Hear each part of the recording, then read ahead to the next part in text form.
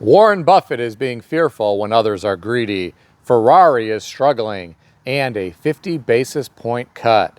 Today, I read an interesting article on CNN Business put out by Reuters titled, "Berkshire's Cash Soars to $325 billion as Buffett Sells Apple, Bank of America. Operating Profit Falls." According to the author, Warren Buffett and Berkshire Hathaway extended their retreat from stocks in the third quarter, slashing their holdings in Apple and boosting cash to a record $325.2 billion.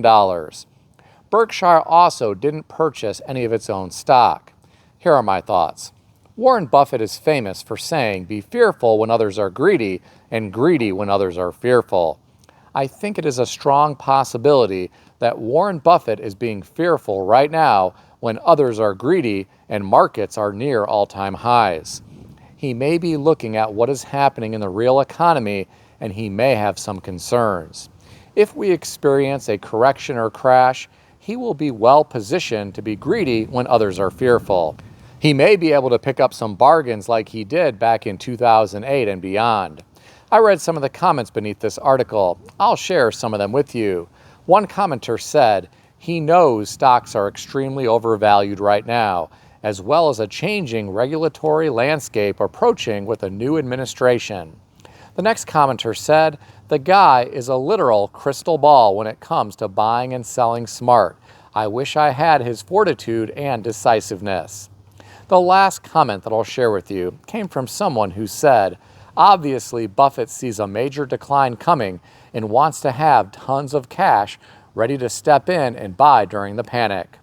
Assuming Buffett, widely acclaimed as one of the smartest investors in history, is correct, whoever wins the election will likely have to deal with a huge mess in not the too distant future, as multiple chickens come home to roost. Well, my friends, these commenters always have interesting things to say. What do you think about all this? Share your thoughts in the comment section below. You know, things in the world aren't right when even Ferrari is struggling. I read a story today on ZeroHedge.com written by Tyler Durden, likely a pseudonym for writers at Zero Hedge, titled, "Ferrari Shares Skid on Crashing Deliveries in China." According to the author, Ferrari shares were sliding in pre-market trading in New York as third quarter shipments of its luxury supercars to China plummeted. The author said, the industry-wide downturn finally is catching up with the Italian automaker. The author went on to talk about how a broader luxury downturn has impacted fashion giants like LVMH and Gucci's parent company, Kering. Here are my thoughts. This was bound to happen at some point. The demand for luxury goods in the past decade has really been impressive to watch. Now that we are in a higher interest rate environment, a lot of businesses and consumers are struggling financially. Many consumers have had to cut back because they don't have the disposable income for luxury goods. If we do experience an ugly stock market correction or crash at some point in the future, I have to wonder if we will see a repeat of what we saw back in 2008 and beyond.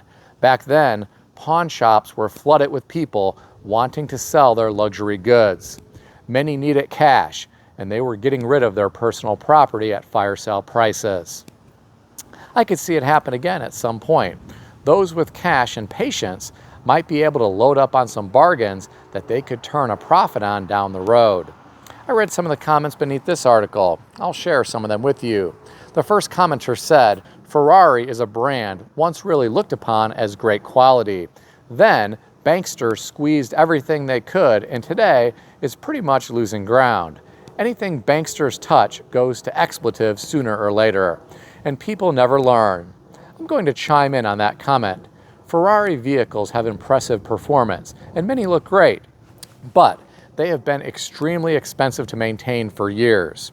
I spoke with a Highline dealer who now refuses to buy and sell Ferraris because of past experiences.